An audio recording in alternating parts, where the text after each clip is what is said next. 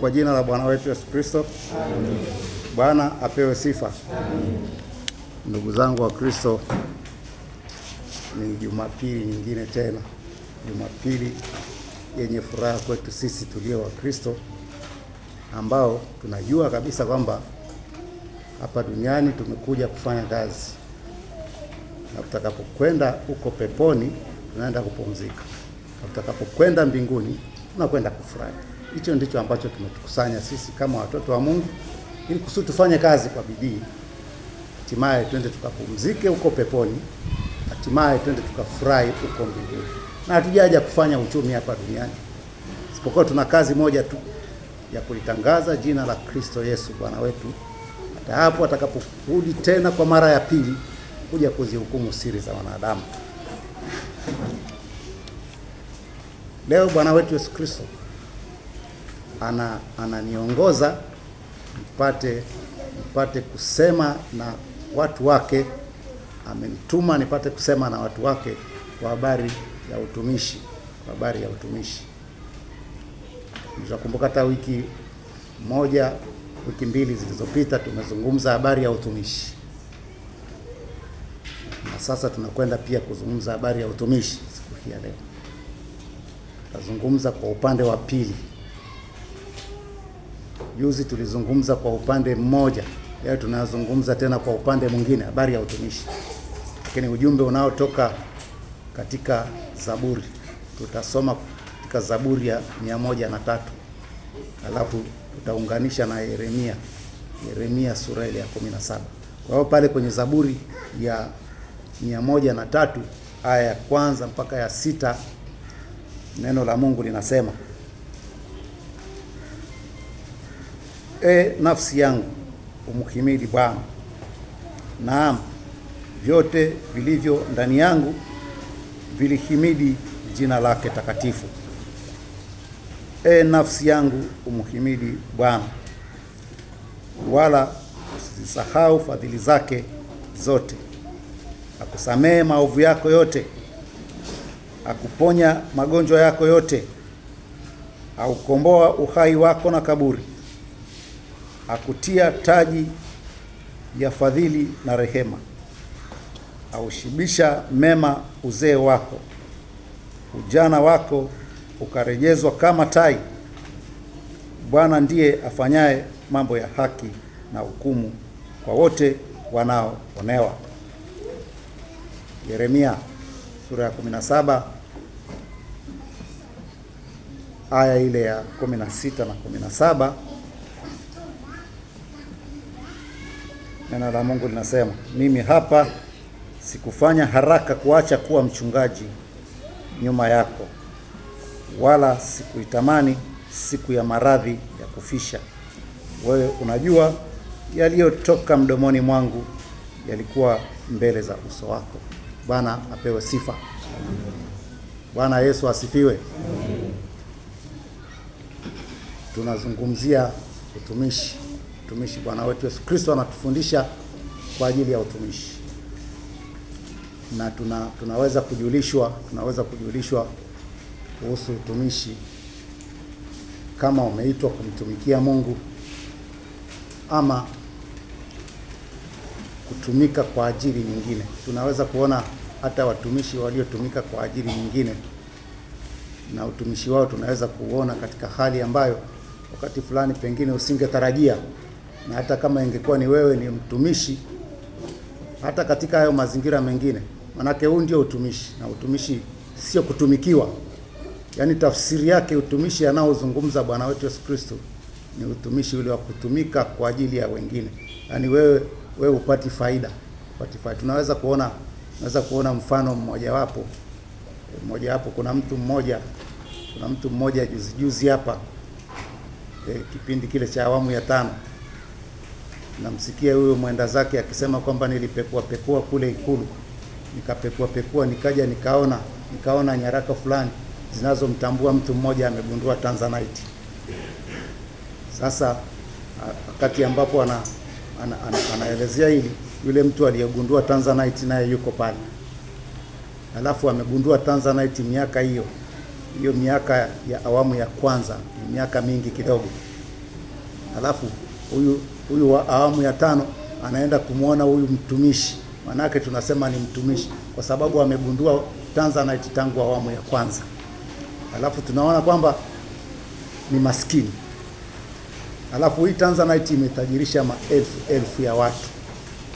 Imetajirisha hata baadhi ya nchi. Hapa kwenye Afrika Mashariki kuna nchi tunaambia imeuza Tanzanite sana kuliko hata wenye Tanzanite yao, kuliko hata aliyegundua Tanzanite. Huyo aliyegundua Tanzanite ni mgonjwa, alafu ameparalyze, alafu hana hata hela ya kwenda hospitali, lakini yeye ndo amefanya kazi ya kugundua. Alafu baada ya kugundua akaichukua akafanya kazi ya kwenda kuitambulisha huko serikalini, akawaambia serikali, kuna madini haya nimeweza kuyagundua mahali fulani yana thamani haya. Serikali ikayatambua, serikali ikautambua mgodi, serikali sasa inapata faida pale. Alafu yule mtu akaendelea kuwa maskini. Kumbe ule umaskini wake sio kwa bahati mbaya, isipokuwa yeye aliambiwa, wewe utagundua tu, utafanya kazi ya kugundua tu, alafu watu wengine ndio watanufaika.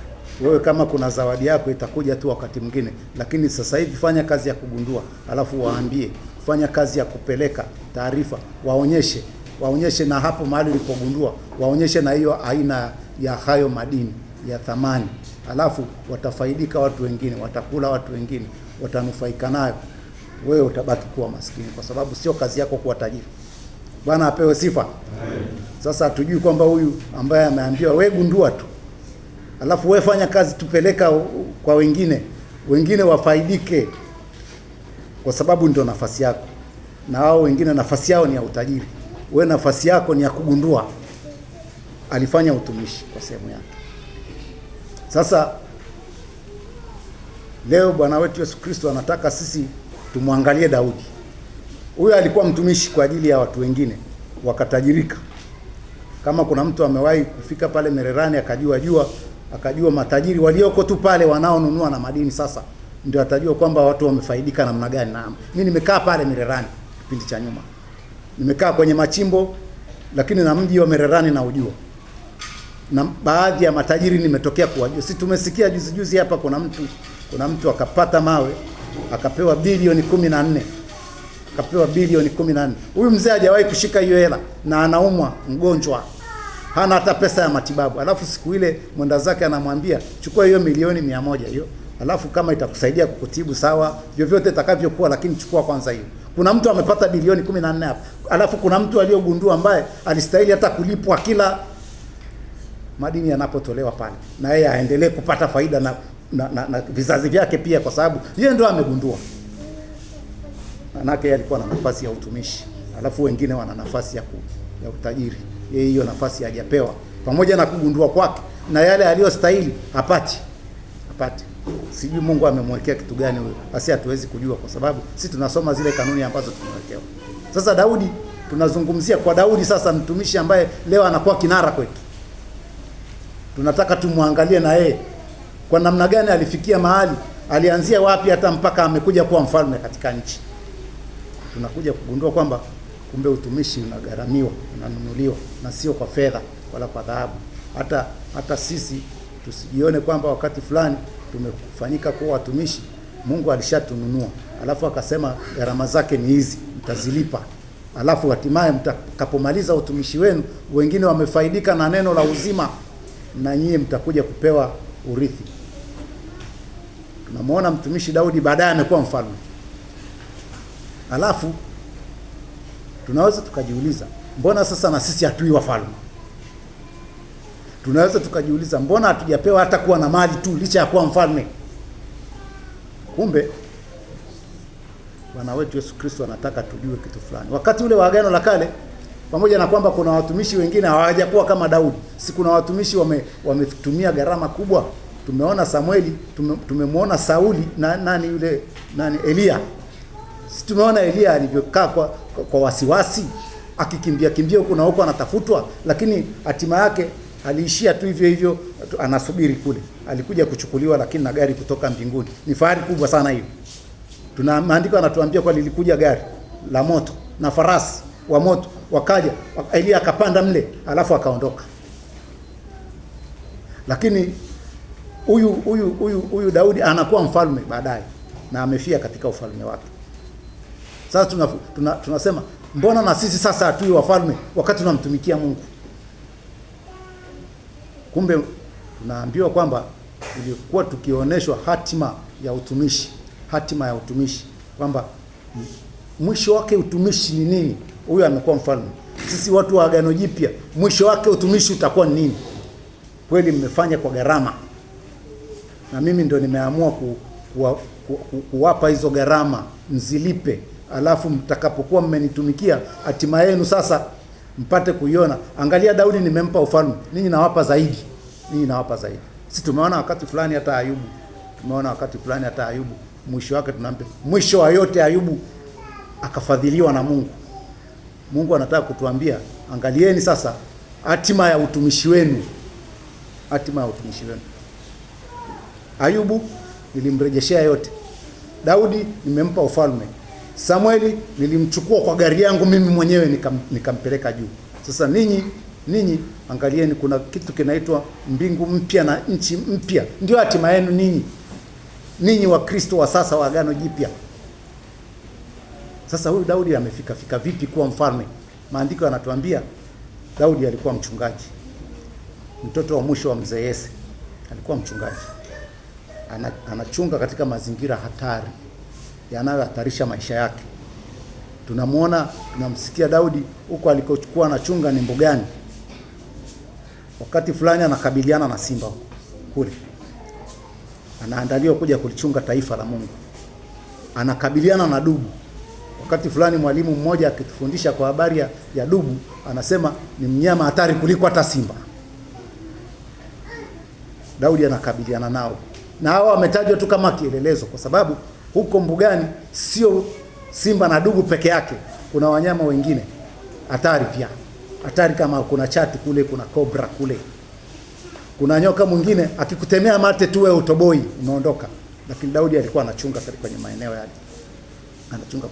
Tunamsikia Daudi siku moja amekuja anaongea na mfalme, anamwambia mimi nimeshaweza kukabiliana na hawa wanyama. Hata huyo mtaifa huyo Goliati huyo Mfilisti huyo atakuwa kama mmoja wapo. Lakini Daudi hakuishia katika kazi ya hatari ya kuchunga ng'ombe. Kule alikuwa anafanyiwa maandalizi, anagharamia ufalme kuu, anagharamia utumishi. Baada ya kugharamia utumishi, tukafikiri labda pengine siku alipokuwa amepakwa mafuta yamekwisha. Yaani manake gharama zimekwisha kulipa, sasa awe mfalme. Unajua mfalme akijua kwamba na wewe unataka kuwa mfalme, kinachofuata tunaona Daudi si mmoja kati ya watu wanaompendeza mfalme wa siku zile za Sauli. Sauli ndio mfalme namba 1 katika Israeli, alafu Daudi namba 2. Sasa Sauli anakuja kugundua kwamba huyu amepewa utumishi, amejua Mungu yuko pamoja naye. Baada ya kugundua Mungu yuko pamoja naye, hakutaka tena kumuona katika uso wa nchi akitembea, akamchukia Daudi. Kama tunavyojua mtu kama akichukiwa na mfalme, manake hata watu wengine watakuwa wanahofia kushirikiana na wewe, kwa sababu watahatarisha maisha yao. Mtu akichukiwa na mfalme na wasaidizi wake, tumeshuhudia katika hicho kipindi kilichopita. Kuna mtu mmoja alikuwa balozi huko katika moja ya nchi huko Ulaya, akaenda kumwangalia mgonjwa ambaye aliwahi kushambuliwa na risasi hapa. Alafu sasa huyu mtu naye alikuwa anatumikia nafasi ya ubalozi, alipokwenda kumtazama yule mgonjwa na kazi ikaisha pale. Yaani kuonesha kwamba mfalme kama hakupendi, mtu mwingine asije akashirikiana na wewe kwa jambo lolote, hata kwa maongezi, hata akiona unakufa akuache ufe. Kwa hiyo alipojaribu tu kwenda pale hospitali kumjulia hali, na ubalozi ukaishia pale. Hichi ndio ambacho kimekwenda kumkuta huyu Daudi sasa, kwa maana alipochukiwa na mfalme, na wasaidizi wa Daudi wakamchukia mfalme, wakamchukia Daudi. Yaani manake hata kama unampenda moyoni, inabidi tu basi haiwezekani tena kushirikiana naye, manake unamchukia. Ukishirikiana naye mfalme atakuchukia na wewe, anaweza kukuangamiza. Kwa hiyo Daudi akapitia tena kugharamia ufalme anaokwenda kurisishwa. Ametengwa na watu, ufalme umemtenga, mfalme hataki kumuona. Daudi anaishi kwa wasiwasi, anaishi kwa hofu. Ni katika kipindi hichi cha kugharamia huo utumishi tunamwona Daudi anakoswa na mkuki. Siku moja akiwa anajipigia kinanda chake pale, hana habari, kumbe mfalme anamvizia, ghafla mkuki amekwepa, umekwenda kupiga kwenye ukuta kule. Manake anagharamia utumishi. Utumishi sio kazi ndogo, sio kazi ya mchezo. Utumishi ni kazi tukufu, kazi takatifu. Achana na watu wanaojiita watumishi huko wanaishi maisha ya kifahari. Yaani wanatumikiwa alafu wanasema wao ni watumishi. Kuna watu wanasema ni watumishi. Sisi ni watumishi wa umma, lakini hebu angalia kweli kama ni watumishi. Angalia hichi tunachozungumza alafu uone kama kweli wale ni watumishi. Siku nyingine Daudi anapiga kinanda. Ghafla mkuki, anakwepa mkuki unakwenda ukutani huko. Manake mtumishi huyu Mungu anamwambia gharamia huo utumishi. Daudi anakimbia asiuawe. Manake anagharamia utumishi ili aje kuwa mtumishi. Maana utumishi umewekwa ndani yake, lakini lazima kugharamia. Sio kitu cha mchezo. Utumishi ni kazi takatifu. Utumishi sio kazi ya kufaidika nayo. Tumemwona yule mtu wa Tanzanite hajafaidika. Watu wamechukua mabilioni ya pesa pale, yeye hajafaidika na chochote.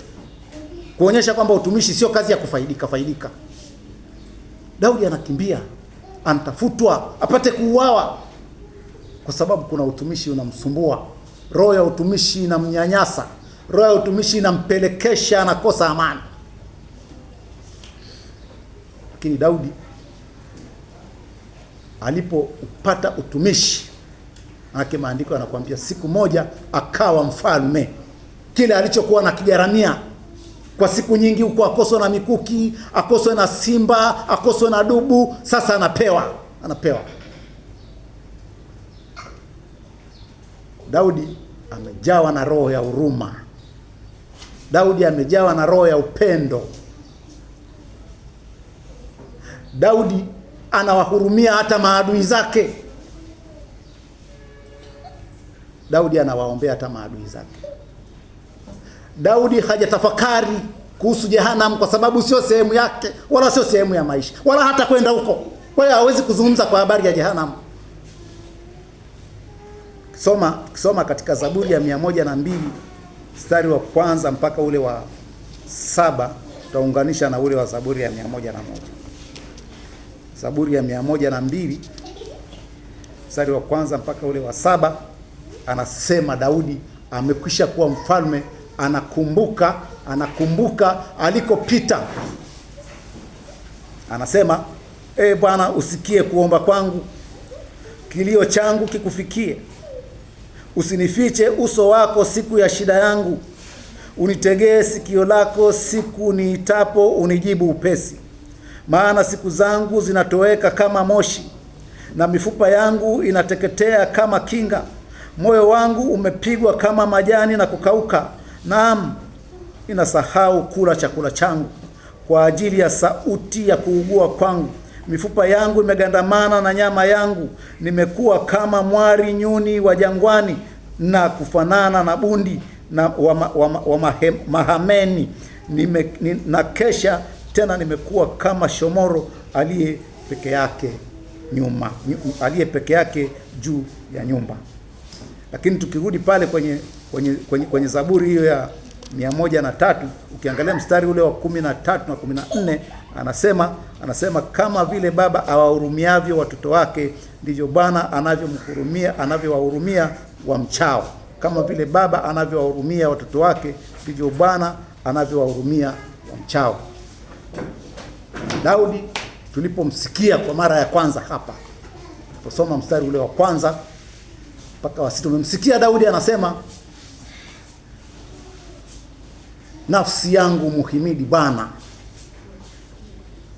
Tunamsikia Daudi anasema, hata nilivyo navyo vilihimidi jina la Bwana.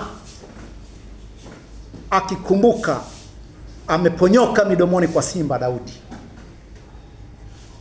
anakumbuka ameponyoka midomoni kwa dubu, makucha ya chui huko porini. ameponyoka mawindo ya chatu, ameponyoka mikuki ya mfalme, amekwepa yote. Daudi anaiambia nafsi yake, muhimidi Bwana, muhimidi Bwana, mche Mungu, mpende Mungu.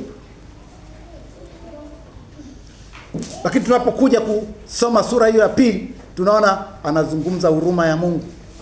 Anaiangalia zaidi huruma ya Mungu kuliko kitu kingine. Anaitafuta huruma ya Mungu kuliko kitu kingine. Anapambana kwa kuwa anajua hata mimi kama mtumishi nimemkosea Mungu. Tumeambiwa mahali fulani Daudi alipata kuzini, lakini Daudi amepata kuua, na katika kipindi hicho anaua. Daudi ametegwa na mfalme Sauli kama mkwe wake. Tunaona Daudi wakati fulani akapewa binti Mikali. Binti Mikali ni mtoto wa Daudi, amepewa kama chambo ili apatikane aweze kuuawa. Anaambiwa, nenda vitani, alafu nikipata hapa visa 100 vilivyotokea huko kutokana na mkono wako, nitakupa binti yangu. Lakini lengo hapa sio wakauawe tu Wafilisti, nataka Daudi akafie kule. Lakini kwa kuwa Bwana yuko pamoja naye, akamfanikisha. Lakini tunajua kuua ni dhambi. Bwana Yesu asifiwe. Daudi anajua mimi nimeua, lakini mbali na kuua nimefanya mambo mengine yasiyompendeza Mungu. Anaitafuta huruma ya Mungu hapa. Na sisi sote kama vile tunavyojua kwamba hatukosi tumetenda dhambi. Tuna kazi moja tu ya kuiangalia mbinguni kuliko huko kwingine. Huko kwingine kusikofata kutaja. Hatumsikii Daudi akiongea habari za moto hapa. Hata kwa huyo aliyotenda dhambi, kwa sababu hukumu sio kazi yake, tumsikii. Anajua hata waliotenda dhambi ni kama mimi niliyetenda dhambi, wanahitaji huruma ya Mungu. Anatafuta huruma, akijua kwamba kama vile baba anavyowahurumia watoto wake, ndivyo Bwana anavyowahurumia watoto wake. Kwa hiyo hahitaji kuzungumza habari ya mtakwenda motoni.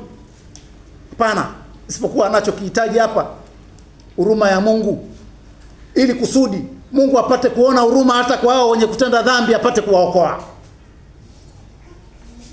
Sababu Mungu hapendi mtu yoyote apotee, wala hataki mtu yoyote afurahie mtu ajapoanguka katika dhambi. Anazungumza huruma ya Mungu. Tumemsikia hapa katika kuomba kwake, anasema hata chakula amesahau kula, akifanya maombi kwa sababu anahitaji huruma ya Mungu. Tunamsikia anasema hata ngozi yangu imekwenda kugandamana na mifupa. Tunamsikia Daudi anasema akiwa katika hali ya kuomba, amekaukiwa katika kuomba.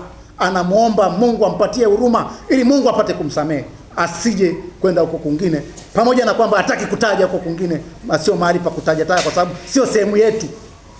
Wala sisi hatutakwenda, na ndio maana hatupaswi kutaja taja. Hata wenye kutenda dhambi hatutakiwi kuwaambia mtakwenda motoni, bali tunatakiwa kuwaambia huruma ya Mungu ni kuu, waitafute ili kusudi wapate kwenda kuishi pamoja naye milele.